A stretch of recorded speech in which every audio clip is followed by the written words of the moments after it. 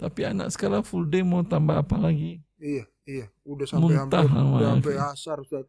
Muntah anak udah lagi. Waktu kecil itu SD itu ya ranking aja. Tapi enggak pernah itu belajar malam, belajar sore. Enggak ada. Subhanallah. Habis pulang sekolah baju taruh, main lari, main sana pulang-pulang nanti maghrib dah. Memang khalaqallahu al-atfala lil-la'ib. Allah itu ciptakan anak-anak itu memang untuk bermain. Iya, betul. Itu umur sekian, umur bermain, bukan umur belajar.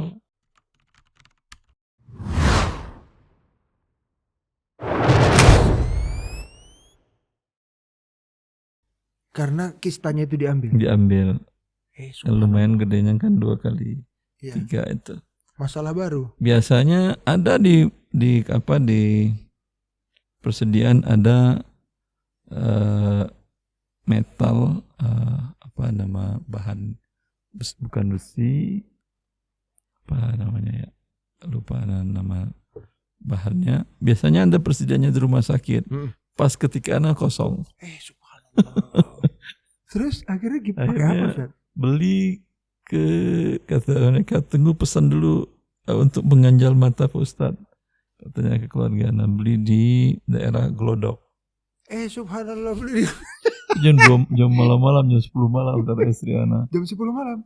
Itu apa, rumah sakit juga bagaimana? Bukan alat-alat bukan alat-alat, iya, bukan apa, kayak bukan baja, tapi sejenis logam gitu. Tapi itu bukan rumah sakit kan di Glodok? Bukan. Itu kayak toko alat-alat kedokteran gitu kan? Mungkin. Jam 10 malam. Ya. Itu dalam keadaan kepala lagi terbuka. Ya iyalah. Subhanallah. Lalu alhamdulillah dapat dipasang. Waktu itu anak sempat dicandain sama istri sama keluarga anak karena ada, wah ini nanti kalau masuk lewat detektor bandara bunyi nggak nanti di kepala? Subhanallah. Alhamdulillah melihat bandara manapun tidak ada yang pernah bunyi. Nggak pernah bunyi, alhamdulillah. Jadi sekarang di dalam kepala, di belakang mata, itu ada alat itu, ada logam pengganjal. Logam pengganjal mata biar bisa ke depan biar nggak Subhanallah. Semoga Allah sehatkan antum untuk dakwah di jalan Allah. Masya Allah. Ini menarik karena kita ini yang dikasih kesehatan sama Allah Subhanahu Wa Taala harus bersyukur. Ustadz yang dapat sakit seperti aja perjuangan dakwahnya terus maju. Kita ini yang sehat harusnya lebih berjuang lagi Ustadz. Amin. Lalu setelah antum sembuh Ustadz, apakah masih meneruskan mengajar di Libya itu Ustadz? Udah nggak bisa. Udah dipecat atau Ana diberhentikan karena kan kontraknya bukan dari Riyadh. Kalau dari Riyadh itu pegawai tetap. Itu nggak bisa diberhentikan kecuali ada dari Riyadh. Kalau itu waktu itu kontraknya lokal dengan Libya Jakarta. Gitu. Karena Ana waktu itu nggak masuk lama, udah diberhentikan. Karena memang juga hadir juga nggak bisa gitu pada saat itu.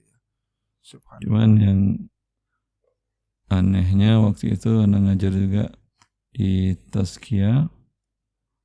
Ana ngajar masih banyak tadi itu.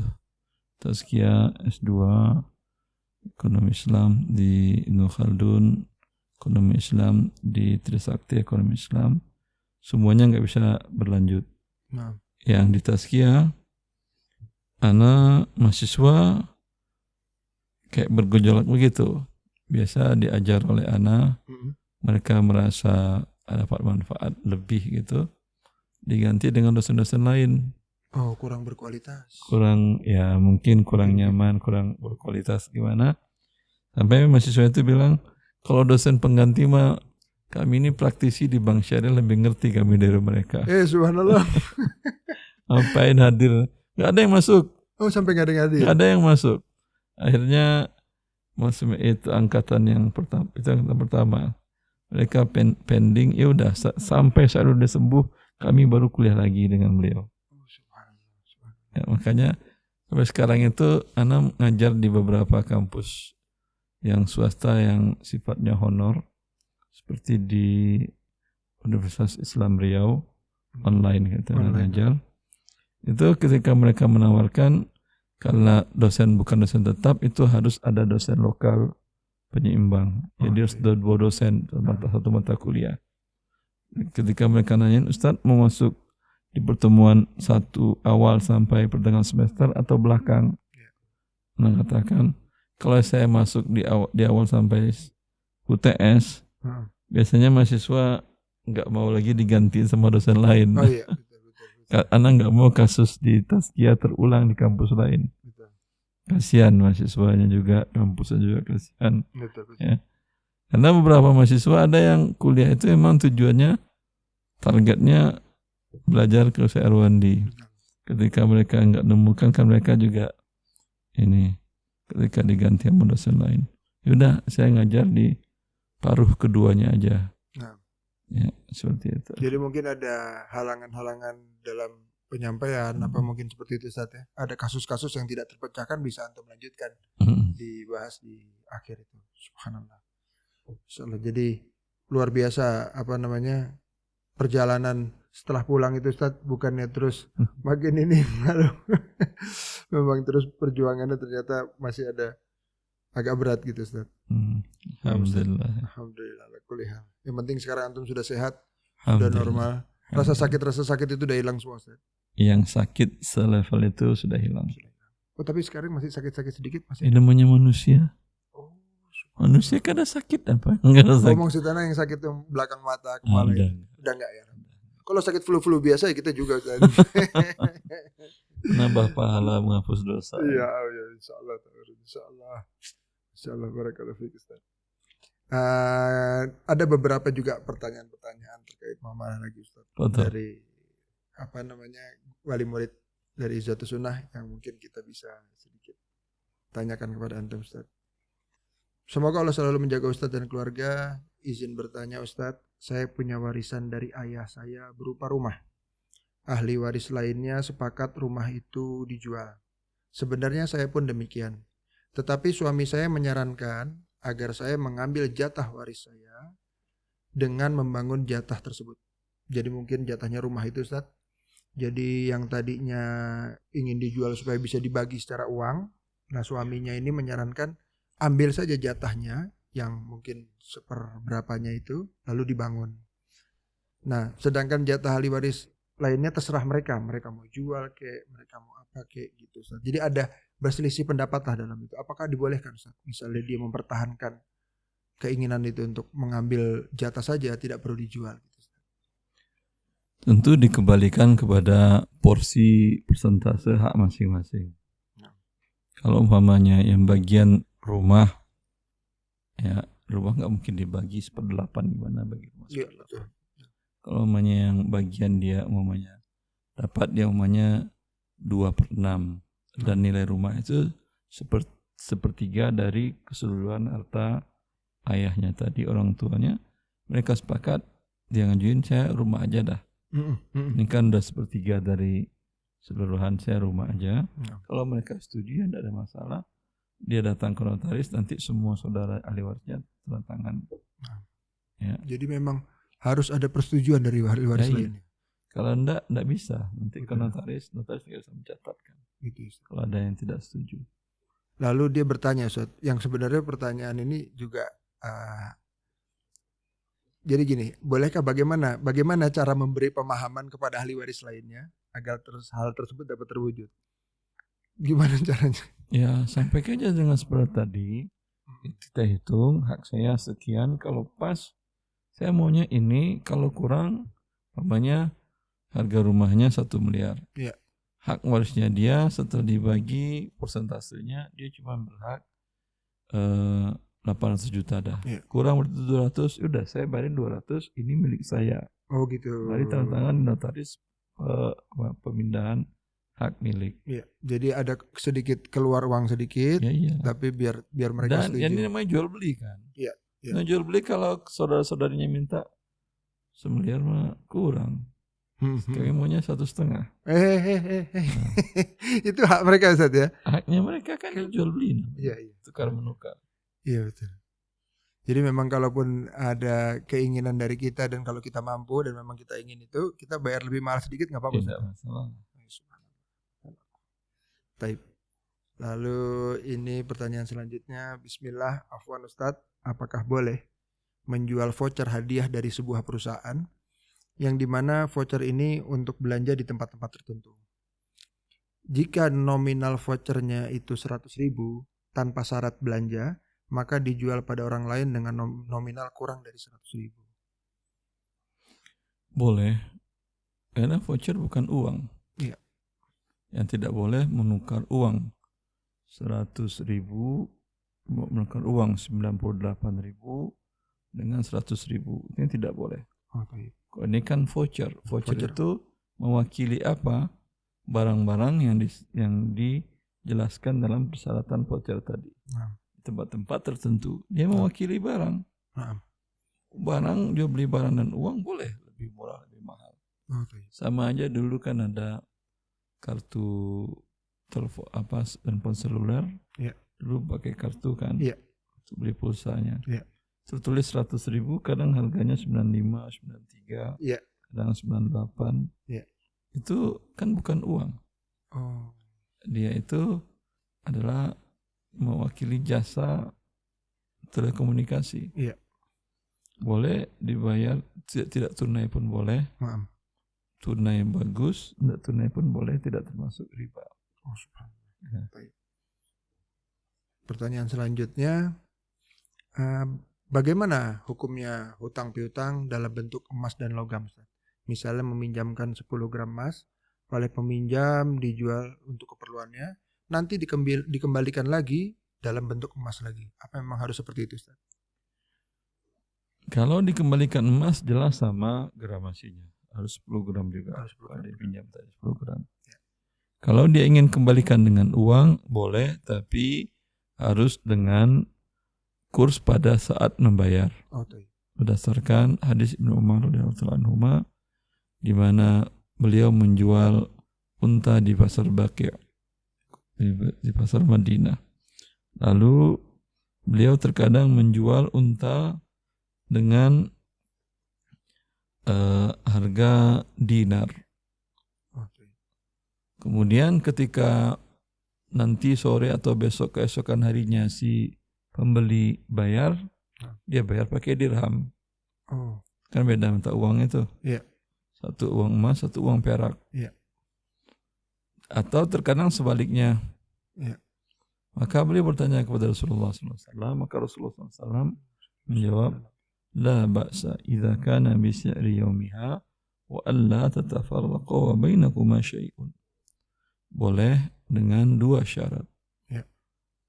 Pertama, harus dengan nilai tukar pada saat dia menyerahkan.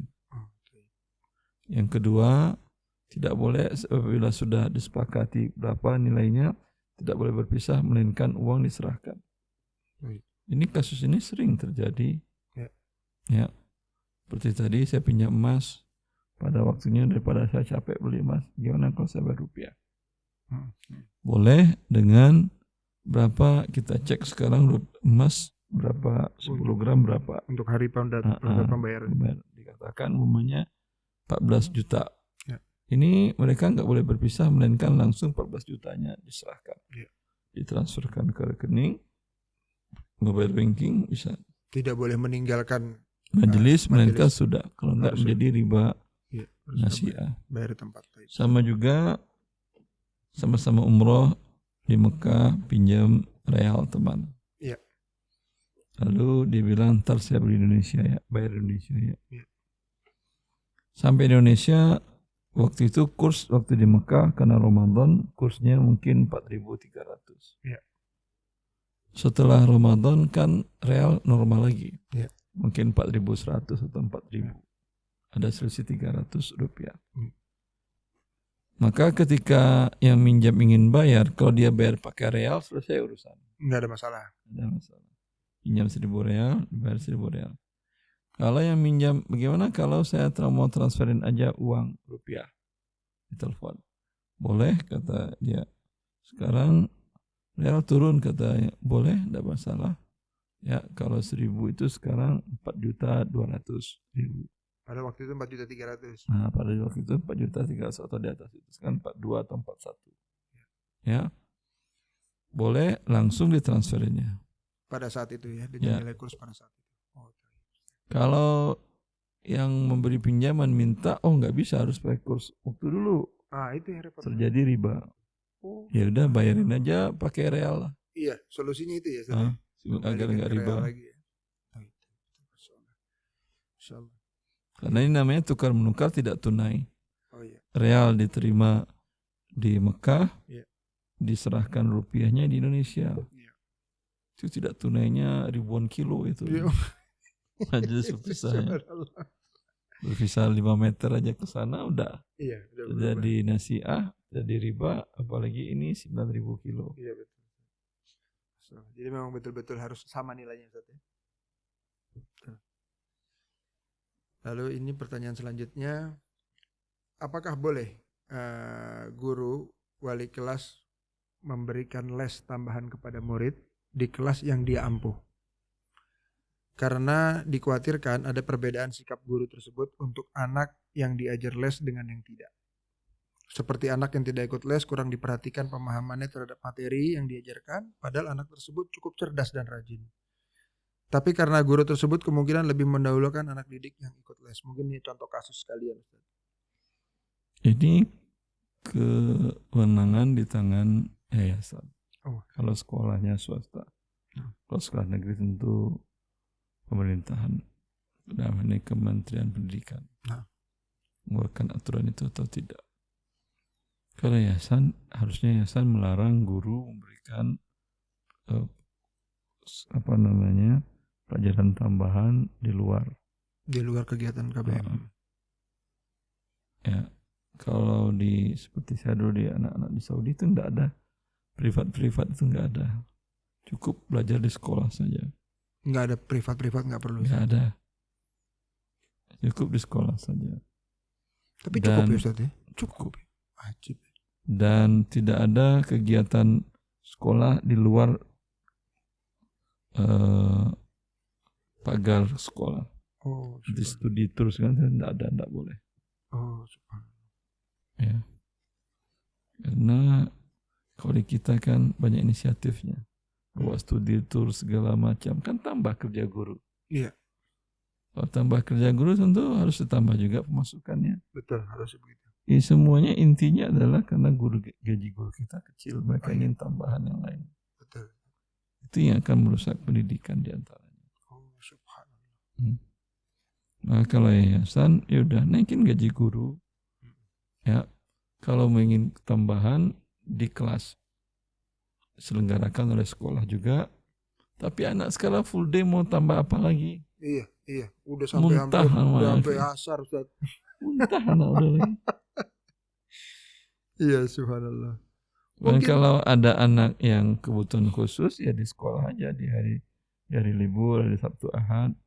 Kadang normal Ustaz, cuman di rumah tuh dikasih HP. Nah, karenanya jadi pelajaran yang udah dipelajari dari pagi sampai menjelang asar itu Ustaz, hilang seketika begitu sore dikasih HP itu untuk bermain, kadang-kadang begitu. Jadi iya betul antum muntah nanti.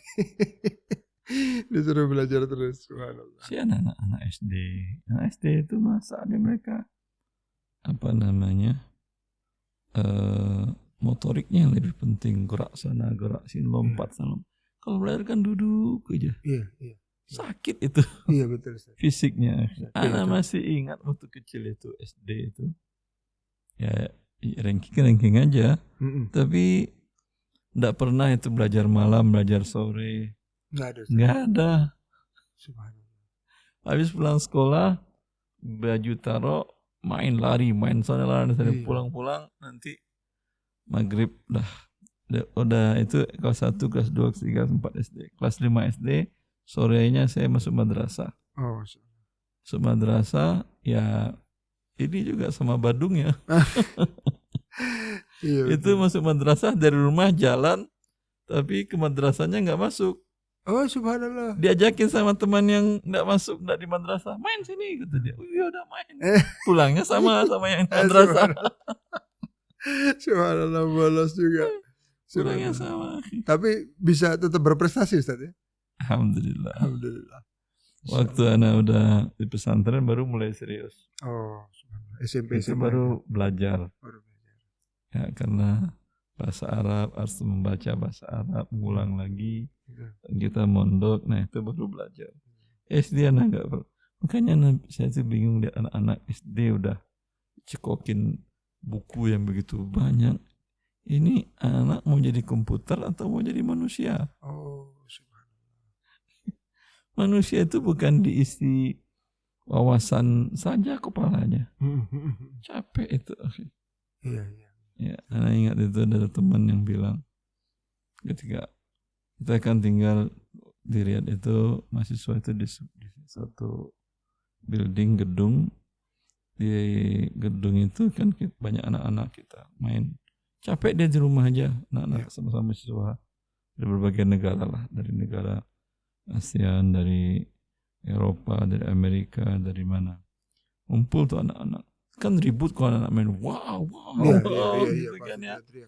Kalau kita bapak-bapak lagi ngumpul, para mahasiswa lagi ngumpul, keluhannya ribut susah belajar di rumah. Ada salah seorang teman senior dia bilang, memang khalaqallahu al-atfala lil-la'ib. Allah itu ciptakan anak-anak itu memang untuk bermain. Iya, betul. Itu umur sekian, umur bermain, bukan umur belajar. Iya, betul. Bukan umur belajar yang duduk, yang serius. Makanya anak-anak umur SD dan pra SD itu kalau untuk ngajarin dia lompat sana itu emang tabiatnya. Anda suruh duduk nggak bisa lah. Iya, nggak bisa diam. Nggak bisa diam.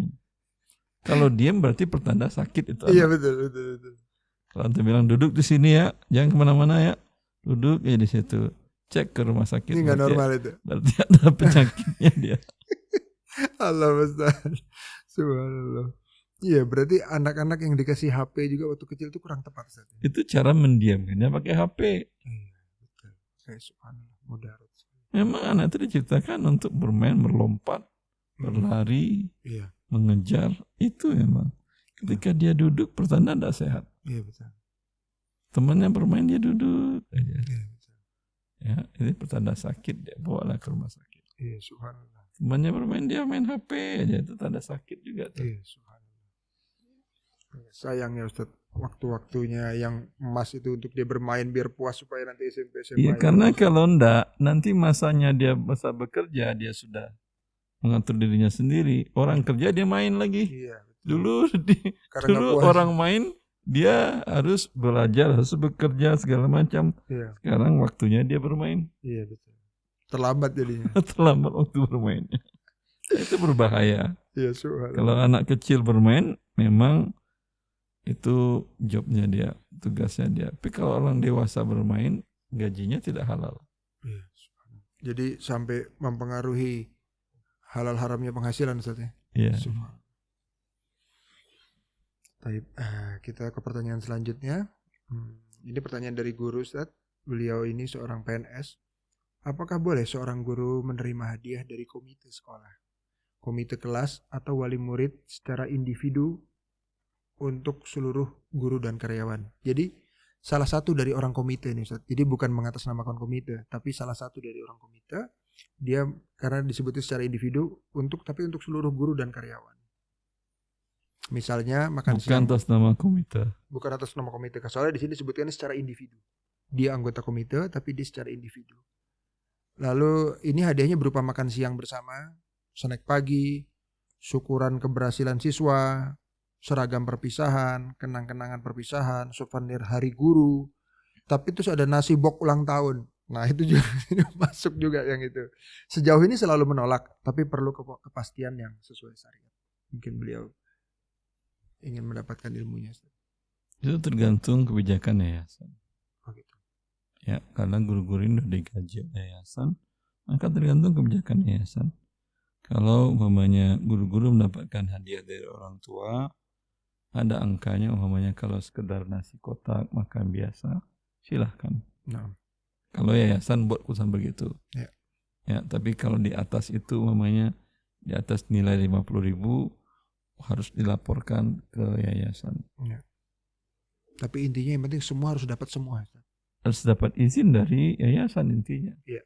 Yayasan kalau tidak mengizinkan ya tidak boleh. Lalu yang terjadi Ustadz, pernah terjadi di sekolah kami, tapi dipilih Ustadz, gurunya yang dikasih. Jadi sebagian dikasih, sebagian enggak. Akhirnya timbullah kecemburuan sesama guru. Ya kan berarti yayasan ambil tindakan lah. Betul. Ini merusak. Betul. Yang diingatkan siapa? Wali murid. Wali muridnya. Ya, dikirim surat ke wali murid semuanya. Ya.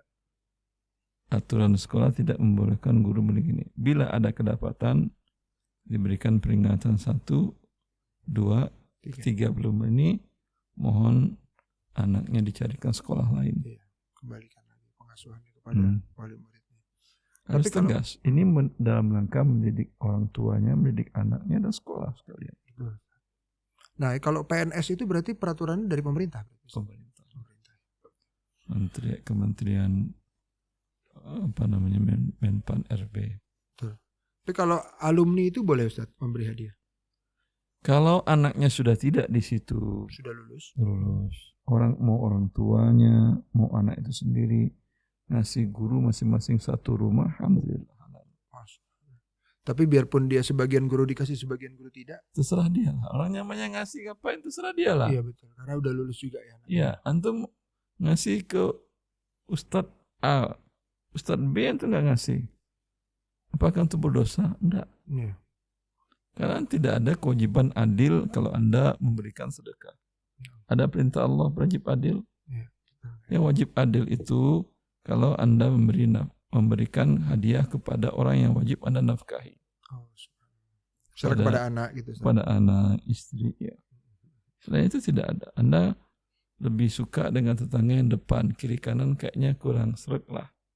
Maka setiap ada sesuatu yang baik di rumah, Anda ingin berbagi dengan dia. Itu terakhir kanan ngapain dia iri?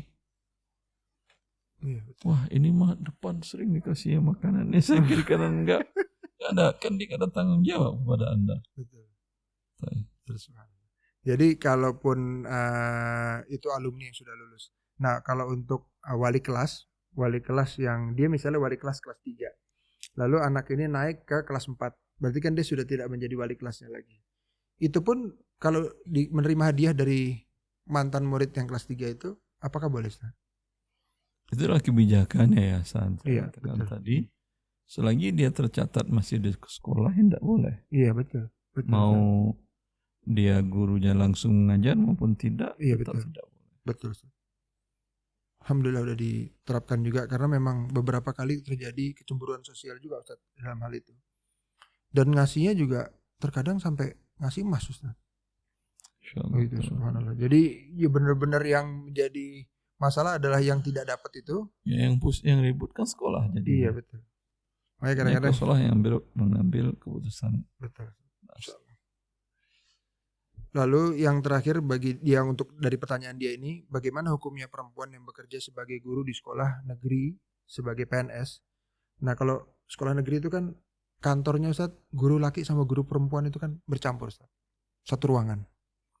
Gitu. Nah apa namanya, dan juga dia mengajar anak-anak SMA mungkin Ustaz, yang gurunya laki dan perempuan ya, yang anak-anaknya itu sudah berumur 15 tahun ke atas, sudah balik lah istilahnya. Itu bagaimana Ustaz? Kalau yang bertanya guru perempuan, iya. Ya, kalau Anda punya suami dan beliau bekerja, mampu, tidak ada uzur syar'i untuk tidak menafkahi, cukup suami yang nafkahi. Oh gitu Ustaz. Dia mengundurkan diri. Mengundurkan diri, bangun rumah tangga Anda, bina keluarga Anda lebih baik. Baik. Ya, kalau yang bertanya guru laki-laki, tinggal dia yang memposisikan dirinya. Nah. Di ruangan kelas, kan setiap guru memiliki hak masing-masing. Iya. Di ruang kelas dia adalah penanggung jawab. Iya. Dia bisa mengatakan siswi perempuan di belakang, siswi laki-laki di depan. Nah. Kosongkan di antara itu. Namanya. Diatur begitu. Dia berkasih jarak. Nah. Nggak ada masalah. Betul. Bukan lari dari kondisi. Betul. Anda lari, nggak ada gunanya, nggak ada perbaikan. Betul. Kalau Ustadz ini ada pertanyaan yang mungkin kita mau coba juga Ustadz melalui telepon Ustadz. Tafadhal. Jadi kita coba telepon.